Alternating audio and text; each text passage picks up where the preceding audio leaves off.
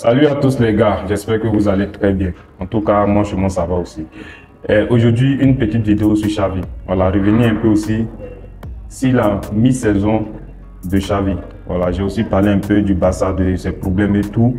Voilà, Xavi aussi, voilà, il a aussi sa part de responsabilité. Donc, avant tout propos, je ne suis pas de ceux-là qui veulent voir Xavi partir actuellement.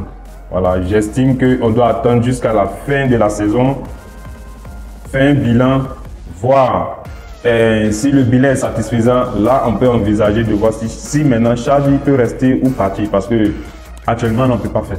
Parce que quel entraîneur est sur le marché, quel entraîneur on va prendre qui va revenir avec encore des stratégies, tout, ça sera difficile. Xavi connaît déjà son effectif, il est déjà parti. Laissons-le la saison pour voir si il peut être vraiment cet entraîneur-là qui va changer maintenant les choses. Parce que même, au fait, actuellement, même le Barça, que ce soit ses dirigeants, le président Laporta, Deco, les joueurs, ses vestiaires, le vestiaire avec lui, au fait. Donc, actuellement, ce n'est pas une question de dire que Xavi doit partir, mais de pointer du doigt ce qui ne va pas. Voilà, souvent. Et même cette question-là, c'est quoi? Est-ce que Xavi arrive à faire progresser ses joueurs? En quelque sorte, même c'est le Barça. Est-ce que le Barça arrive à faire progresser ses joueurs? Moi, sincèrement dit, c'est une question. Il y a un Madrilène m'a fait la remarque, il m'a dit, est-ce que tu penses que vraiment les joueurs du Barça là progressent? Parce que j'ai l'impression que lorsqu'ils arrivent au Barça, ils régressent. Et ça, c'est une parole qui fait très mal. Et sincèrement, il n'a pas forcément tort. Il n'a pas forcément tort. Lorsque tu regardes Baldé de l'année passée et puis Baldé de cette année, tu vois qu'il y a une différence. Quand tu vois Koundé à son arrivée, Koundé, il y a une différence. Quand Koundé est à Séville, il arrive au Barça, il fait une saison, ça ne va pas tout. Il y a une différence. Araújo aussi, actuellement, ça ne va plus. Lewandowski, il a du mal à revenir. Individuellement parlant même, ça ne va pas au fait. C'est-à-dire, quand même tu prends la performance du joueur dans un match même, ça ne va pas. Et là, pour moi, c'est le rôle de l'entraîneur de faire passer un cap à ses joueurs, de les faire évoluer, de souvent leur proposer un certain entraînement type au fait. Par exemple, Rafinha, que je critique beaucoup, qui ne défie pas en 1 contre 1, souvent il fuit. Souvent, quand il n'a pas le choix, il part, il est généralement bloqué. Ça dure depuis l'année passée. Mais pourtant, Rafinha n'a pas encore progressé dans ça. Pourtant, on sait que Rafinha, c'est un Brésilien. C'est quelqu'un qui sait jouer avec la balle, tout, c'est trucs à la Neymar, à la Ronaldinho, là, forcément, il a ça. C'est un ailier. Est-ce que Xavi ne peut pas faire une séance d'exercice pour Rafinha, pour dire, toi, aujourd'hui, toi, ton entraînement, j'ai remarqué que ces derniers temps, lorsque tu t'en vas en 1 contre 1, tu n'arrives pas à passer. On va te mettre en situation de 1 contre 1. On va faire de telle sorte que tu vas travailler dessus. Pour que demain, quand le Barça va jouer, lorsque le Barça, ça ne va pas aller, on peut essayer de compter sur les ailes. Par un Rafinha qui est super en forme, dribbler 1, 2, 3 joueurs, centrer ou bien même tirer en même temps. C'est ce qui fait la qualité d'un ailier, les dribbles. Ça, au fait. Tu ne peux pas être un ailier puis tu ne peux pas passer un joueur 1 contre 1. C'est comme on te donne 10 duels, tu vas perdre jusqu'à 9 duels. C'est pas normal. Un vrai ailier, en tout cas de classe mondiale, lorsqu'il a 10 duels, forcément 8 duels ou bien 7 duels, il les gagne. C'est comme ça. On n'a pas dit de réussir à chaque fois, mais souvent on compte beaucoup sur toi. Pour Rafinha par exemple, même pour Baldé actuellement. Pour Baldé, l'année passée, il était beaucoup percutant. Il apportait beaucoup. Il a fait même tourner ici les Cavaral, même des enfants.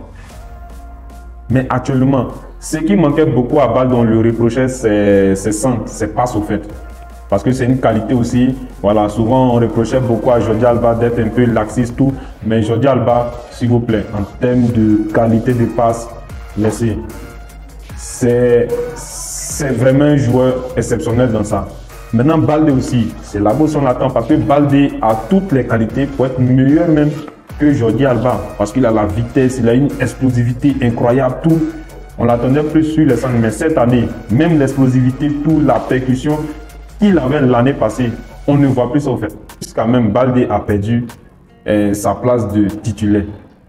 C'est Cancelo qui vient prendre sa place. Donc, vous voyez comment le petit a régressé. Pourtant, c'est un petit qui est encore jeune. Il n'a pas encore 35 ans, il n'a pas encore la trentaine. Il peut atteindre le niveau de Davis Leaud. Il a toutes les qualités pour ça. Mais est-ce que le Barça peut faire ressortir ça? Ces grands entraîneurs-là, ils ont forcément transformé quelques joueurs. Vous voyez Guardiola avec De Bruyne. De Bruyne, c'est De Bruyne de maintenant et puis De Bruyne d'avant. C'est pas du tout pareil. Il a carrément transformé ce joueur-là. Même avec Sterling, même si Sterling naturellement à Chelsea, Sterling, on se rappelait ici, c'était le roi du raté. Même Pep a carrément transformé ce joueur-là. Il est devenu plus efficace devant les buts. Plusieurs joueurs, Pep les a transformés. Rodri qui vient, changement.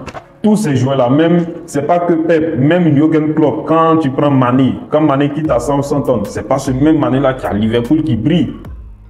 Quand tu prends Salah qui quitte à la Roma, c'est pas le même Salah encore. C'est des joueurs qui évoluent tout. Mais au Barça, on a l'impression que les joueurs régressent. Lewandowski, depuis, n'arrive pas à revenir à son niveau.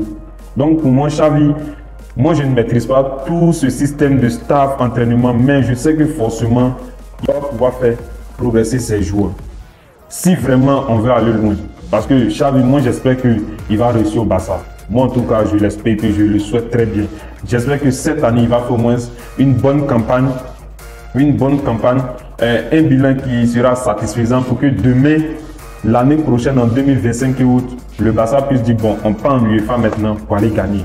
On ne part plus pour aller visiter, on part maintenant pour aller gagner, on part maintenant pour remettre les pendules à l'heure. C'est vrai qu'il y a eu la génération Messi tout, on était dans une Messi dépendance, mais maintenant, on arrive à un autre truc. Parce que même actuellement, souvent, il y a des matchs ou même on a, si l'on est Barcelonais, on sait qu'il manque un Messi.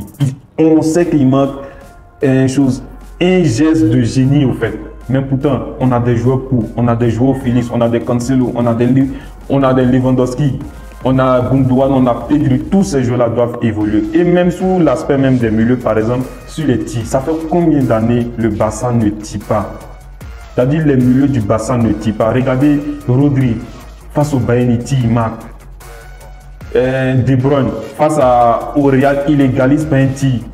On a besoin de ça parce que même Xavi, Iniesta, ils avaient une bonne qualité de frappe. Malgré que c'était des joueurs en termes de créativité, personne ne pouvait s'asseoir à leur table, à leur prime.